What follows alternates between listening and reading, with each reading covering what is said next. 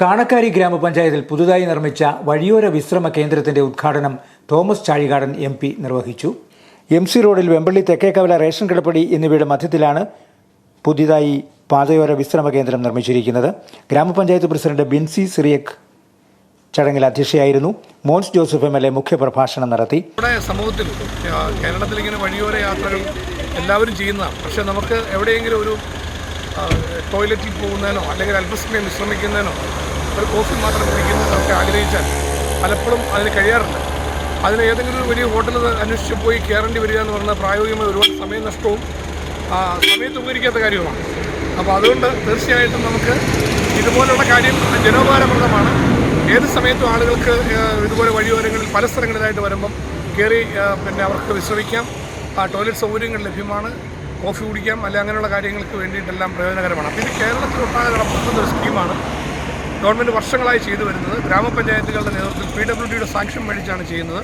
ഇപ്പോൾ കടുത്തുരുത്തി അസംബ്ലി മണ്ഡലത്തിൽ തന്നെ നിരവധി പഞ്ചായത്തുകൾ, കാണക്കാരി പഞ്ചായത്ത് ഇന്നിവിടെ ഇത് നടപ്പാക്കിയതുപോലെ തന്നെ വിവിധ പഞ്ചായത്തുകളാണ് ഇതിന് മുന്നോട്ട് വന്നിട്ടുള്ളത്.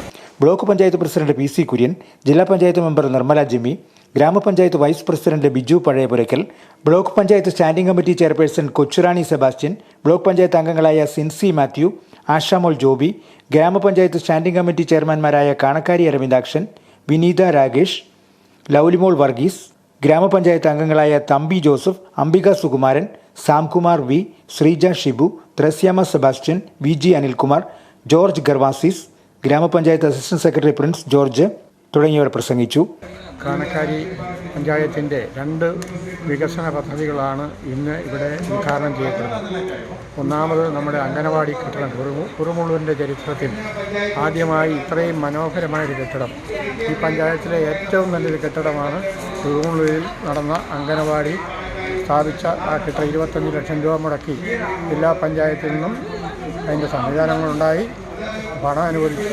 അങ്ങനെ ഈ കാണക്കാരി പഞ്ചായത്തിലെ ഏറ്റവും നല്ല അംഗനവാടിയാണ് കുറുമുള്ളൂരിൽ സ്ഥാപിച്ച അംഗനവാടി. അതിൻ്റെ ഉദ്ഘാടനം കഴിഞ്ഞു. രണ്ടാമത്തെ ഉദ്ഘാടനം എന്ന് പറഞ്ഞാൽ ഇവിടെ പട്ടിത്താനം റോഡ് സൈഡിൽ KK ബ്രേക്ക് വഴിയോര വിശ്രമ കേന്ദ്രം എല്ലാവരും ആഗ്രഹിച്ചൊരു പദ്ധതിയാണ്.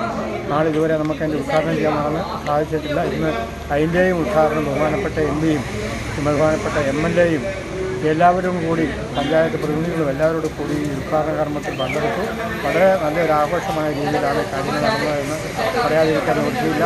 MC റോഡ് വികസനത്തിന് ശേഷം ബാക്കി വന്ന സ്ഥലത്താണ് പാതയോര വിശ്രമ കേന്ദ്രം നിർമ്മിച്ചിരിക്കുന്നത്.